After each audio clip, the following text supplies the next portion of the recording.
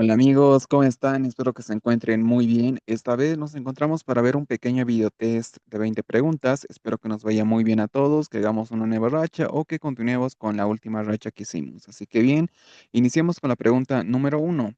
¿Cómo se utiliza la epidemiología molecular en el control de enfermedades? Prevención de otras enfermedades, midiendo presión arterial, rastreando cadenas de transmisión mediante secuenciación genética, diagnóstico clínico sin laboratorio o tratamiento empírico masivo. Pregunta que yo lo veo sumamente sencillo debido a que a que hay una alternativa que corresponde a la pregunta que nos hace este videotest. Por ejemplo, la C nos dice rastreando cadenas de transmisión en secuencia genética. Si es algo molecular, no se va a referir a la presión arterial simplemente. Entonces, marcamos la alternativa C, la más lógica para esta pregunta y estamos en lo correcto. La epidemiología molecular utiliza técnicas de secuenciación y tipificación genética para analizar el material genético de los patógenos y establecer las relaciones entre cepas con alta precisión. Pregunta sencilla por las alternativas, pero aún así algo compleja. Vamos con la pregunta número 2. Adolescente de 13 años con talla baja y desviación del escote en B, en la parte superior del tórax, cubitus valgus y displasia de muñecas, cariotipo 45X. ¿Cuál es el pronóstico de estatura y cuál manejo inicial? O sea, ¿cuál es el manejo inicial también? Primero, veamos de qué se trata. Tenemos escote en B en la parte superior del tórax, paciente de 13 años, adolescente con talla baja. También hay cúbito valgus y displasia de muñecas, cariotipo 45X. Hasta acá tenemos, yo pienso que más que todo por el cariotipo, síndrome de Turner. Esos datos quizás no son los más generales, no es lo que leemos a la primera, lo que nos memorizamos, el cuello alado, si está bien, amenorrea, pubertad tardía o que no haya, esos son datos, yo lo veo más relevantes, pero aún así, vale. Adolescente de 3 años, concuerdo, y talla baja. Incluso acá simplemente nos pregunta cuál es el pronóstico en estatura y el manejo inicial. Talla variable, talla baja leve, talla baja significativa y debemos iniciar hormona del crecimiento, talla baja, digo talla alta, reducir exceso de hormona o talla normal observación. Si conocemos este síndrome, al menos lo más básico, es lo más general, sabemos que viene con talla baja. Incluso en el mismo enunciado acá nos dice talla baja. Su pronóstico será talla baja, a no ser que de manera temprana iniciamos terapia con hormona del crecimiento. Los otros absolutamente no tienen nada que ver por el hecho de que al inicio ya nos habla de talla leve, talla baja leve, variable, alta. Pues no, acá es talla baja significativa. Entonces marcamos la alternativa C y estamos en lo correcto. El síndrome de Turner, yo lo veo más por el cariotipo más que por los síntomas, asociada a talla baja significativa, debido a la ausencia de un cromosoma X, clínicamente se acompaña de escote en B, cúbito valgo, displasia de muñecas. Esos datos yo lo veo quizás muy, muy detallados.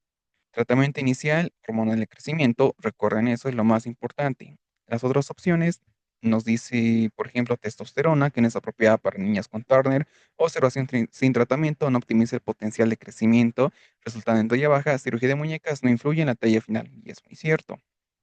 Acá lo que nos ayuda muchísimo, en especial al inicio, o sea, ni bien estemos con la pregunta si esto es Turner o no, la hormona del crecimiento es esencial. Vamos con la pregunta número 3. Abordaje multidisciplinar en hipertensión arterial secundaria. Incluye neurología, ortopedia y reumato, gastro y endocrino, nefro, radiología intervencionista y cardio, o dermatología y psiquiatría. Pregunta súper sencilla. Si nos pregunta el abordaje multidisciplinar de hipertensión arterial secundaria, pues será todo lo que esté relacionado a las múltiples complicaciones de la hipertensión arterial secundaria. Será nefrología, radiología intervencionista y cardiología. No hay donde perdernos con esta pregunta. Nos dice que el abordaje multidisciplinar en la hipertensión arterial secundaria es fundamental para un diagnóstico preciso y un tratamiento eficaz, ya que esta forma de hipertensión se origina en una causa identificable y potencialmente reversible como enfermedad renal, estenosis arterial renal y alteraciones endocrinas o cardiopatías. Acá tenemos nefrología, la evaluación renal, radiología intervencionista, estudios como angiografía y cardiología para la hipertensión. Pregunta súper sencilla. Vamos con la 4. Mujer de 33 años con artritis reactiva se queja de dolor lumbar inflamatorio y fatiga crónica. La radiografía de columna es normal. ¿Qué imagen es más sensible para confirmar sacroileitis temprana? Pregunta que sí tiene su respectiva complejidad. Resonancia magnética de sacroiliacas, ultrasonido de articulaciones sacroiliacas, tomografía computarizada de columna lumbar, densitometría ósea lumbar o radiografía simple de pelvis. Un dato importantísimo respecto a las alternativas es que acá nos dice más sensible para confirmar sacroiliitis temprana. Ultrasonido de articulaciones sacroiliacas no ve bien si es una sacroiliitis. Y ojo, que esta sacroiliitis con un dolor lumbar inflamatorio, fatiga crónica, con artritis reactiva, nos hace pensar en que podrá ser una espondiloartritis, tal vez. Yo pienso que es lo más probable. Densitometría ósea, no, esa no sirve para ver la densidad ósea. Tomografía computarizada de columna lumbar, tampoco es lo ideal acá, ya que muy probablemente se trate de una sacroespondiloartritis. Nos quedamos con resonancia magnética o radiografía simple de pelvis. Ojo, acá nos dice que es temprano. Al decirnos eso, debemos buscar un examen que sea más sensible. La radiografía nos podría servir si dijera algo que tal vez ya establecida, tardía. Ahí sí podemos pensarlo. Pero en este caso, la resonancia magnética será acá lo más sensible para ver esto. Y estamos en lo correcto. Veamos qué nos dice la explicación. La resonancia magnética de articulaciones sacroiliacas es la prueba más sensible para detectar sacroiliitis temprana en pacientes con dolor lumbar inflamatorio y artritis reactiva. Permite identificar edema óseo, derrame articular y erosiones incipientes. La radiografía simple puede ser normal en fases iniciales al no mostrar inflamación temprana. La tomografía computarizada detecta erosiones óseas, pero no visualiza el edema previo a los cambios estructurales. El ultrasonido no permite evaluar con precisión la articulación sacroiliaca profunda. Y la densitometría, pues no va a aportar nada en sí. Vamos con la pregunta número 5. Un seguimiento a largo plazo es esencial para evitar complicaciones de la diabetes mellitus tipo 2, hemoglobina semanal, ecocardiograma anual, prueba de esfuerzo mensual, monitorización de cetonas o control de tensión arterial, función renal y albuminuria. También sumamente sencilla. El seguimiento a largo plazo para evitar complicaciones, pues no será nada más ni nada menos que controlar la presión, función renal y albuminuria. Todos esos parámetros nos sirven para evitar las complicaciones a largo plazo para tener un seguimiento. Entonces, en pacientes con diabetes mellitus tipo 2, el seguimiento bianual de la presión arterial y la función renal permite la detección temprana de complicaciones. Ojo que bianual, yo pienso que es mucho tiempo, debería estar algo anual, mínimo tal vez, o incluso la presión arterial no nos cuesta nada medirlo en cada control del paciente. Igual la albuminuria es importante.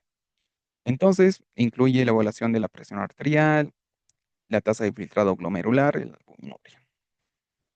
Sencillo. Vamos con la pregunta número 6. ¿Qué maniobra es útil para diferenciar radiográficamente asas intestinales herniadas del pulmón? Solicitar proyección lateral y decúbito lateral, prueba de Valsalva en sedestación, proyección apeónicamente, resonancia magnética estática o histerosonografía. Pregunta también, por sencilla. Para ver estas asas intestinales herniadas debemos hacer que el paciente mm, se desplace, en pocas palabras. Como que no tiene que estar solamente en una posición. Yo creo que con eso ya se sabe cuál es la respuesta correcta. Debido a que en una proyección AP únicamente no podemos estar seguros de que haya estas asas intestinales herniadas del pulmón. Sí o sí necesitamos que esté en una proyección lateral y decúbito lateral. Acá sí podemos ver. Esa valsalva tampoco tiene para nada relación. La proyección lateral y el decúbito lateral en la radiografía de tórax y abdomen son útiles para confirmar el diagnóstico de hernia diafragmática y permitir distinguir asas intestinales del parénquima pulmonar. En estas proyecciones, el cambio de posición, aquí está, el cambio de posición provoca el desplazamiento de las asas intestinales del saco herniario. Y esa es la clave. Y ojo que esta pregunta no estaba complicada, es sencilla. Tampoco hay mucho con mucha complejidad en esta pregunta. Vamos con la 7. Paciente con antecedentes de carcinoma colorectal, presenta hepatomegalia nodular y lesiones nodulares en el lóbulo derecho en tomografía. ¿Cuál es el diagnóstico más probable? Hemangioma hepático, hiperplasia nodular focal, quiste simple hepático, adenoma hepático o metástasis hepáticas. Esta pregunta sí está muy buena. Primero tenemos antecedentes de carcinoma colorectal, muy importante que ahora tiene esta hepatomegalia, además de lesiones nodulares. Ojo que dice lesiones. Veamos las alternativas. Hemangioma hepático, hiperplasia, creo que ya las vimos, ¿no? Hiperplasia nodular focal, quiste hepático simple, adenoma hepático y metástasis hepática, súper sencillo. No digo súper sencillo, pero sí, sí está. Hemangioma, quiste simple, que son lesiones benignas, muchas veces únicas, que no tienen este antecedente de carcinoma colorectal. Hiperplasia nodular focal me parece que también es algo benigno y que es único, no son varios. Adenoma hepático, esta es más que todo en mujeres relacionado con anticonceptivos, no con antecedentes de carcinoma colorectal. Yo quisiera hacer acá un guiño, en especial con este adenoma hepático. Recuerden, mujer con antecedente de uso de anticonceptivos. Importante. Entonces, ¿con qué nos quedamos? Con metástasis hepáticas, que será lo correcto. Marcamos, estamos bien. En pacientes con antecedente de cáncer colorectal, la aparición de múltiples nódulos hepáticos en la tomografía computarizada es altamente sugestiva de metástasis hepáticas. El hígado es el sitio más frecuente de metástasis del cáncer colorectal debido a la diseminación hematógena a través de la vena porta. La hepatomegalia observada se debe al reemplazo progresivo del parénquima hepático por las lesiones metastásicas. Tenemos que el TAC nos sirve para ver esas lesiones hipovasculares múltiples. El diagnóstico definitivo será mediante biopsia y su tratamiento, pues una metástasis nos dice que depende del número de la localización, muchas veces será paliativo. Vamos con la pregunta número 8. ¿Qué representa el odds ratio en un estudio de casos y controles? La especificidad del test, la razón de probabilidades de exposición, en casos y controles, la incidencia acumulada, la prevalencia puntual o la sensibilidad del test. Esta pregunta yo lo veo muy buena, quizás más que por la misma pregunta, por las alternativas que nos sirven como un repaso muy rápido. Recuerden, odds ratio, estudio de casos y controles, hay una asociación. Eso es lo más básico. Y seguro que ustedes ya deben saber la respuesta correcta. La especificidad y la sensibilidad. ¿Cuál creen ustedes que es la diferencia? Los leo acá en los comentarios. Coloquen cuál es la diferencia fundamental de la especificidad de un test o la sensibilidad. La incidencia son los casos nuevos, prevalencia los casos que ya hay. Entonces, si es que no supieran, tal vez, la especificidad se trata es como medir los casos en los que haya o en los que realmente exista la probabilidad de que un paciente esté sano o enfermo. Sano. La sensibilidad se trata de medir o identificar a los que realmente estén enfermos. Esa es la diferencia. Especificidad, una vez más repito, especificidad se trata de identificar realmente a las personas sanas y sensibilidad identifica a las personas, o sea, con test, con pruebas, identifica a los que realmente están enfermos.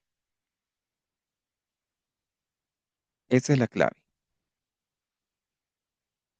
Entonces, continuando, la razón de probabilidad de exposición en casos y controles, pues era lo correcto. Incluso en la misma pregunta estaba lo correcto. Marcamos y vemos que estamos bien. Entonces, el odds ratio estima la probabilidad de exposición entre los casos de comparación con los controles, siendo la medida de asociación utilizada principalmente en estudios de casos y controles. No viene incidencia, pero aproxima el riesgo relativo. Aquí está cómo se calcula. Y un odds ratio mayor a 1 sugiere asociación positiva entre exposición y enfermedad, mientras que menor a 1 indica un posible efecto protector. Vamos con la pregunta número. ¿Cuál es la regla de los dos clásica asociada al divertículo de Meckel? 2% de malignidad, 2 vasos en el pedículo, 2 semanas de evolución, 2% de la población, 2 pulgadas de longitud y 2 pies de la válvula ileocecal, 2 tipos de divertículos, 2 capas de músculo, 2 horas de dolor, 2 tipos de mucosa, 2 días de síntoma, 2 localizaciones, 2% presentan obstrucción, 2 centímetros de diámetro y 2 años de edad. Ya, pregunta que la podemos recordar fácilmente, eso divertículo de Meckel, la regla de los dos, nos habla de que malignidad es muy raro, pero que haya 2 vasos en el pedículo y 2 semanas de evolución, eso no. 2% de la población, 2 pulgadas de longitud y 2 pies de la válvula de calcio. Eso está bien. Veamos si hay otro que tiene cosas más completas. Dos tipos de divertículos, 2 capas de músculo. Esta no tiene nada que ver que haya 2 tipos de divertículos. 2 tipos de mucosa, 2 días de síntoma, tampoco. Se presenta con obstrucción, 2% obstrucción, 2 centímetros de diámetro y 2 años de edad. Esto de 2 años de edad sí es cierto. Hasta los 2 años de edad pueden presentar síntomas, que es lo más llamativo, pero otros casos no lo presentan. Todo lo demás es incorrecto. Entonces nos quedamos con la alternativa B. La explicación nos dice que esta regla de los dos resume las principales características epidemiológicas y clínicas del divertículo de Meckel. La anomalía congénita más frecuente del tracto gastrointestinal afecta a 2% de la población, mide cerca de 2 pulgadas, se localiza a 2 pies del ilion terminal, puede contener 2 tipos de mucosa ectópica. Habitualmente se diagnostica antes de los 2 años. Yo diría que hay síntomas antes de los 2 años, pero igual, vale. Vamos con la pregunta número 10. ¿Cuál es la medida del estilo de vida con mayor impacto en la reducción de eventos coronarios con angina crónica estable? Control de estrés, ejercicio aeróbico regular, consumo moderado de vino tinto, seguir dieta mediterránea o dejar de fumar. Pregunta importante, pero fácil también. Recuerden, control del estrés, ejercicio, dieta, está bien, no sirve, pero como dice la pregunta, ¿cuál medida de estilo de vida con mayor impacto o cuál es la que tiene mayor impacto en la reducción de esos eventos coronarios? Es el hecho de dejar de fumar. El tabaquismo es casi la madre de los factores de riesgo para todo, para todo. Incluso en la misma cajetilla ya nos dice que nos puede pasar si fumamos. La marcamos y sí, es lo correcto. El cese de tabaquismo es la intervención de estilo de vida más eficaz para reducir eventos coronarios y la mortalidad en pacientes con angina estable. Para mucho, dejar de fumar sirve para muchas patologías. Vamos con la pregunta número 11. ¿Cuál es la duración máxima de los síntomas para diferenciar un TEA de un TEP? O sea, un trastorno de estrés agudo de un trastorno de estrés postraumático. 1 mes, 3 meses, 2 años, 48 horas, 6 meses. Pregunta muy importante. No estoy seguro si esta la vimos en una reconstrucción. Me parece que sí. Igual, es relativamente sencilla. Máximo, máximo es 1 mes. Más de 1 mes ya pensamos en TEP. Y ojo que para el TEA inicia alrededor más o menos de los 3 días. Así que también desde los 3 días ya podemos sospechar, o si es que la pregunta nos diría desde qué día inicia hasta cuándo máximo, más o menos 3 a 1 mes. 3 días a 1 mes. Así que marcamos porque 6 meses es demasiado y 48 horas tampoco es muy poco. Y 2 años aún peor. El trastorno de estrés agudo, los síntomas relacionados con el trauma como intrusión, evitación, disociación y alteraciones del estado de ánimo deben presentarse y resolverse dentro del primer mes. Posterior al evento traumático, si persiste y es un TEP. Y eso es muy cierto. Ojo con esta pregunta. Recuerden esos pequeños datos, esos tips, porque ya la vimos. Esta me parece en una reconstrucción. Incluso ahora, yo pienso que es muy probable que se pueda repetir. Vamos con la pregunta número 12. ¿Qué fármaco de segunda línea se utiliza en púrpura trombocitopénica idiopática crónica refractaria? Ciclosporina, methotrexato, antifúngicos, antibióticos orales o rituximab. Pregunta sumamente compleja. Esta sí, sí está muy complicada. Me parece que si no fuera refractario serían esteroides, tal vez como primera línea, pero a ver acá, de segunda línea. Metrotexato para artritis reumatoide, lo más frecuente, antifúngicos, antibióticos, lo dudo mucho. Nos quedamos con ciclosporina o rituximab, esos anticuerpos monoclonales. Para PT y crónica refractaria, yo me iría más por rituximab, la verdad. No tanto por ciclosporina. Marcamos rituximab y estamos bien. El rituximab es un anticuerpo monoclonal anti-CD20 que actúa eliminando los linfocitos B responsables de la producción de anticuerpos contra las plaquetas en la púrpura trombocitopénica inmunitaria. Inmunitaria. Su administración provoca la depresión prolongada de células B, lo que reduce la formación de anticuerpos plaquetarios patológicos. Yo le veo esta pregunta súper compleja, demasiado compleja. Me parecía recordar que igual la cirugía servía, pero bueno. Vamos con la pregunta número 13. Hombre joven con fiebre, tos seca, dolor torácico pleurítico y sudor nocturno. La radiografía muestra derrame pleural derecho. El líquido pleural es un exudado linfocitario con ADA de 85, pH de 7,30 y glucosa normal. ¿Cuál es el diagnóstico más probable? Pregunta muy compleja. Derrame paraneumónico, neoplasia pleural primaria, empiema, tuberculosis pleural o insuficiencia cardíaca congestiva. Pregunta, yo lo veo muy importante. Me pareció ver que está algo parecida. No sé si es tanto casi igual, pero en reconstrucción la vimos. Así que mucha atención con esto. Tenemos primero exudado linfocitario. Nos dice exudado. La insuficiencia cardíaca congestiva es trasudada. Descartamos. Luego nos dice exudado linfocitario. El derrame paraneumónico y el empiema son derrames que tienen neutrófilos asociados a neutrófilos. Recuerden eso, no es linfocitario. Entonces también descartamos la alternativa A y la alternativa C. O sea, la B y la D. 85, muy alto, pH 30, glucosa normal. La glucosa, bueno, acá lo que hace la diferencia a todo es el ADA. En una neoplasia, el ADA estará normal, un poco disminuido. La glucosa igual estará normal, un poco disminuida. Acá que esté alta, ya nos marca la diferencia. Y esto quiere decir tuberculosis pleural. La misma clínica nos puede indicar algo, pero lo correcto siempre es ver el líquido pleural en este tipo de preguntas. Siempre. Entonces, marcamos tuberculosis pleural y estamos bien. LDH y proteínas están elevadas, criterios de Light. La glucosa suele ser normal o algo elevada. pH es ligeramente ácido. Se observan pocas células mesoteliales, menor a 5%. Otro dato que también podría haber. Una hallazgo clave es la adenosín desaminasas, el ADA, alta, valores arriba o mayor o igual de 40-80, sugieren fuertemente tuberculosis. Y sí, es lo correcto. Pregunta, nuevamente les digo, muy importante.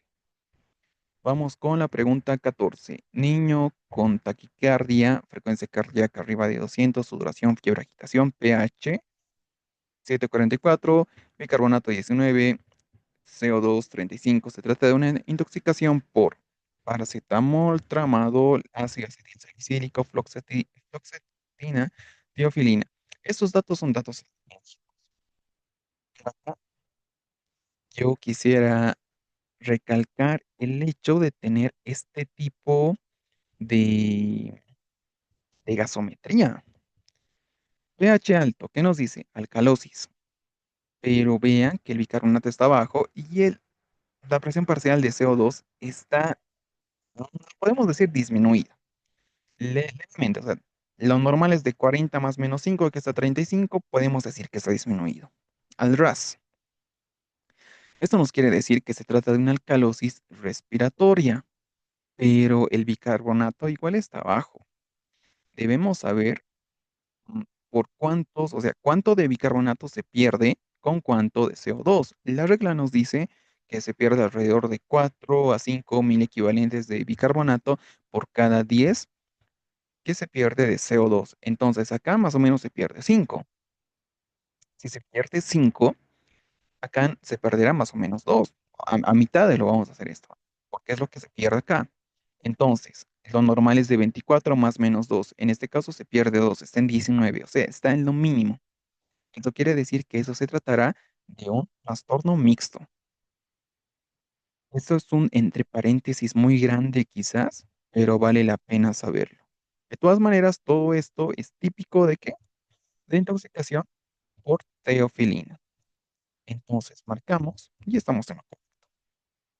El cuadro clínico y gasométrico corresponden a una intoxicación por teofilina. Efectos simpatomiméticos como taquicardia, sudoración, agitación y fiebre son signos de sobreestimulación del sistema nervioso simpático. Gasometría, el pH está al límite del alto normal, una alcalosis respiratoria, PCO2 normal bajo entre normal bajo, sí, porque está DRAS 35, pero hay una respuesta de acidosis metabólica porque el bicarbonato está bajo. Esto ya nos quiere decir un trastorno mixto y nos dice que esto es característica de intoxicación por santinas como teofilinos salicilatos. Yo le veo esta pregunta también muy importante. Vamos con la pregunta número 15.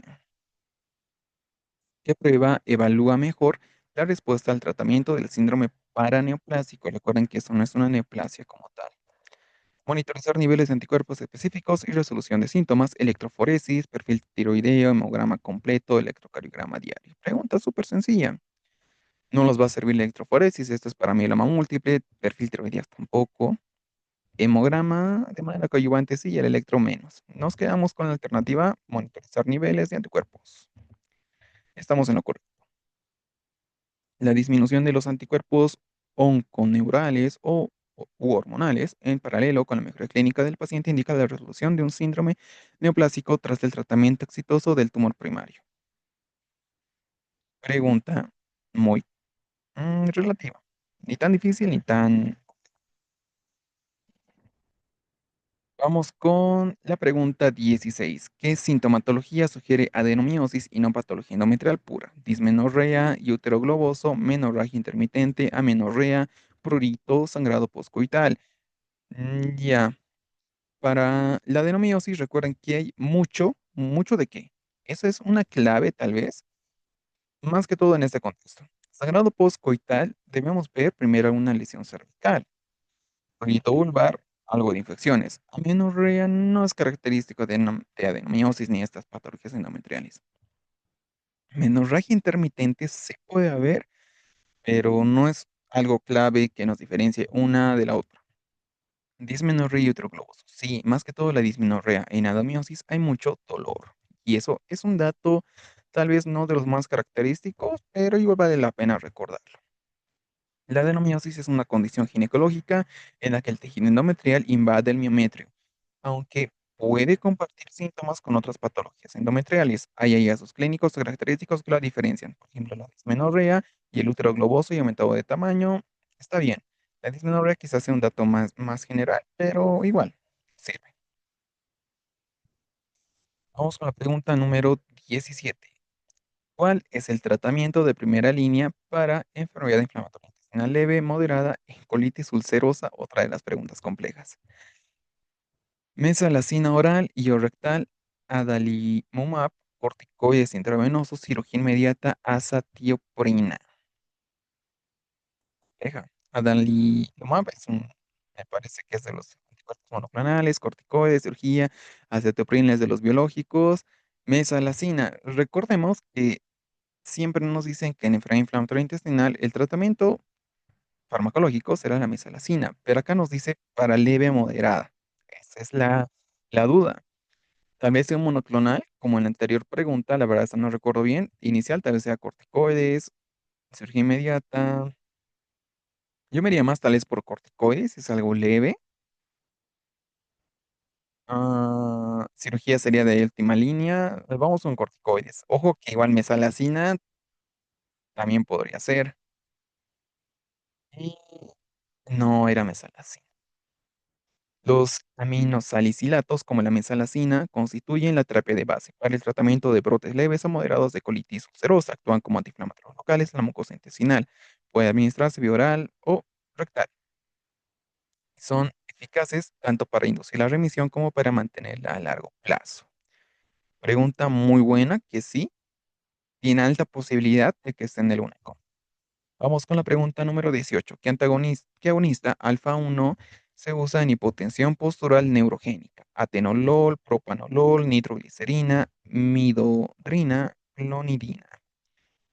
Propanolol y atenolol disminuyen el gasto cardíaco, entonces no se debería usar. Nitroglicerina es un vasodilatador que tampoco nos sirve. Nos quedamos con midrodina o clonidina. Uno de ellos es alfa 1 y el otro es alfa 2, si no me equivoco. Y acá el alfa 1 es la midodrina. Clonidina me suena que es alfa 2, ojo que no estoy tan seguro. Vamos con la midrodina. ¿Vamos a estar bien o como la anterior? Y sí, estamos bien. La mironina es un fármaco utilizado para el tratamiento de la hipotensión ortostática neurogénica severa. A diferencia de la fluorocortisona que expande el volumen, la mirodina actúa como vasoconstrictor periférico. Es un profármaco que se convierte en su metabolito activo, la desglimidodrina, un agonista selectivo de receptores alfa 1. Al estimular estos receptores en las arterioles y venas, aumenta la resistencia vascular y el retorno venoso, elevando la presión arterial. Muy buena pregunta y a la vez muy compleja. Vamos con la pregunta 19.